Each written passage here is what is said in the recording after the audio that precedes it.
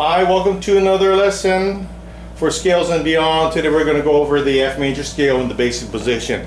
Before we get started, please go ahead and get your music sheet, F major scale, basic position, and go ahead and tune your ukulele. Pause the tutorial, get your music sheet and tune the ukulele, and we'll get started in about a second. Okay, so you got your music sheet, you tuned up your ukulele. Couple things to take note of. I call this the F major scale in the basic position. Some people may call it something else. The reason why I call it the basic position is because all the notes are clustered together for easy access. In an upcoming tutorial, we're going to talk about the F major scale extended version, where the notes are more separated on the fretboard, covering more area on the fretboard.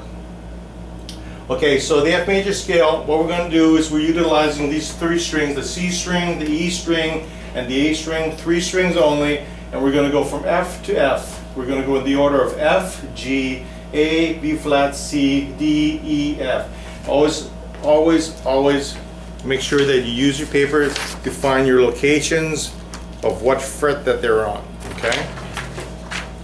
We're starting on the 5th fret, 3rd string, and we're going all the way up to the 8th fret on that 1st string over there and the 2nd string.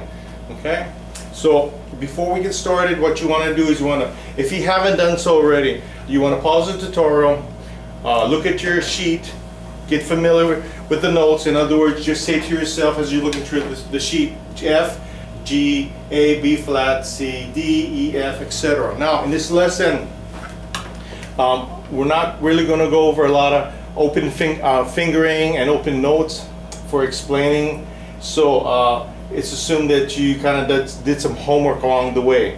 And in that case, if you're not comfortable with this, what you need to do is pause the tutorial, at least look it over for a couple of minutes to get familiar with the notes that we're going to be utilizing on the fretboard for the F major scale in the basic position.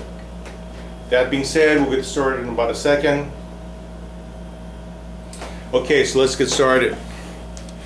For the F major scale, I am on the 5th fret, 3rd string, and I'm basically using one finger per fret. Okay, so starting from the 5th fret, 1st finger, 2nd finger, 3rd, 4th finger. Okay, so I'm starting on the 5th fret, so whatever notes fall in that fret, I'm using that finger. Now you don't have to do what I do, you can use whatever finger you want. The main thing is that you get the notes correct. Okay, so I'm gonna go one time real slow. Okay, if you want to do it with just your index finger, in other words, like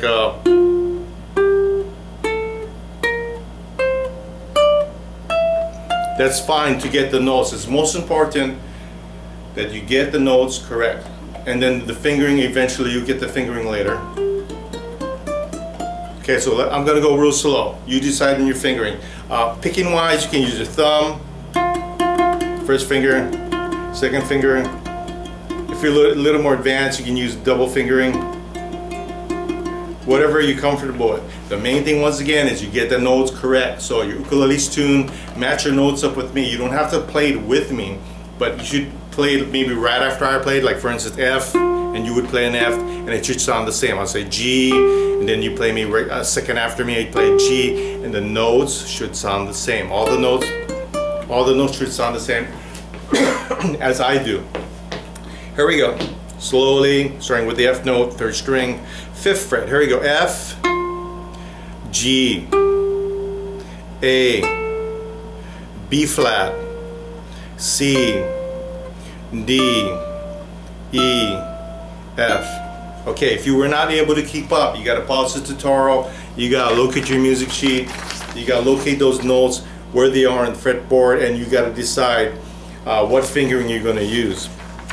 Most important, get those notes correct. Okay, one more time slow, then we're going to start speeding up. Here we go. F, G, A, B flat, C, D, E, F.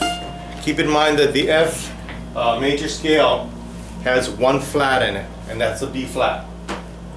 And it's basically from the key of F And the key signature of F has one flat in it, so always remember when we're playing the B flat scale, you got to B flat. And if you're playing in the key of F, if you're playing in the key of F, you got to B flat in your signature, meaning you got to B flat in your music. Okay. That being said, you should, if you are not pretty smooth on playing the scale at this point, you need to pause the tutorial, play the scale a few times, because we're moving on and we're going to go faster. Okay, and we'll get started in about a second.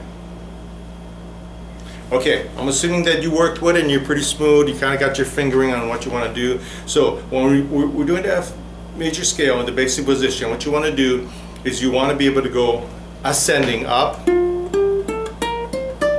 Now you don't have to do it that fast. Do it slow and smooth. So as long as you're going smoothly, and you're playing the right notes. So let's say I'm going to play it slower. Okay, so you want to go ascending up one way. Then you want to go descending, starting from the F, first string, 8th fret.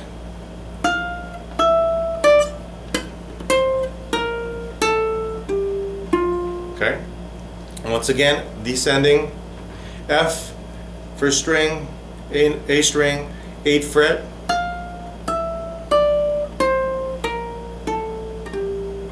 If you need to go slower, go at whatever speed it is that you need to go at, and try to get the notes as perfect as possible.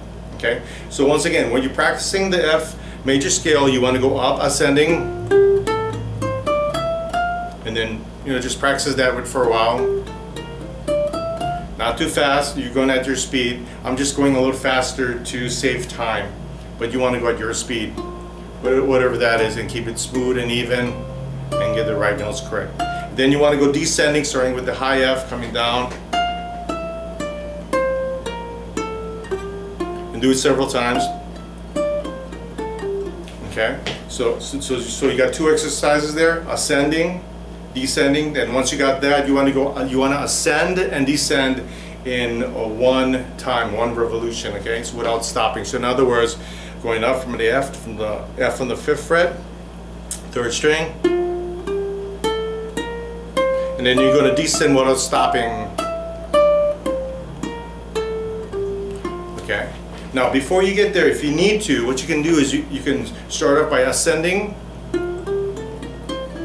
and then pausing for a second, get your bearings, then descend. Okay. But once you get comfortable ascending, going up, and then descending, going back, you want to connect the two without any interruption. As soon as you hit that F, you're coming back down. And the goal is to be able to do the exercise with a continuous revolution, going back and forth, ascending and descending.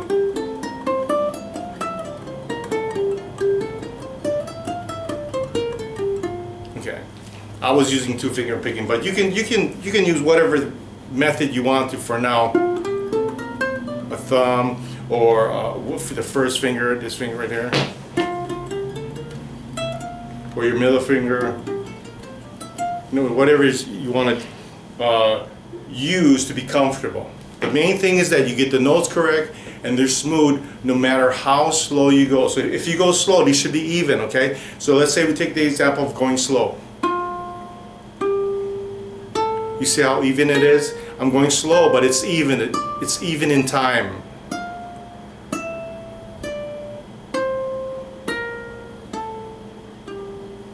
So you want to smooth, the main thing that is smooth, because if you practice it smooth, when you speed up, it will be smooth. If you practice it jerky, when you speed up, it'll be a little jerky. Okay, now don't worry about speed. Speed will come in time, that's a given. Okay, the main thing is you get the notes correct. You decided on your fingering. You know where the location is of the scale. Now always keep in mind the fret location. On the top of my ukulele, I have like a little white dot here on my 7th fret that helps me locate, where my bearings are in the location. In a previous example, in a previous lesson, I showed you like how to mark the top of your ukulele to help you locate different positioning and locations on your fretboard. that's something to be aware of if you want to go that route. Okay, back to the tutorial. Give those example lessons a try. Try to get smooth and reasonably proficient on them, reasonably comfortable, and understanding how to play the location of the fingering, the fret, practicing going ascending and descending, and then a continuous ascending, descending scale pattern. Keep in mind, go at a pace that's comfortable for you. So some folks will have to go slower than others. Maybe some people can go faster than others, but this is how you're going to gauge it. If you make a mistake, you got to slow down. Don't keep on going at the same speed when you make a mistake. All right? You want to slow down. Okay, so with that being said, when you're ready to move on to the next lesson, we shall see you there.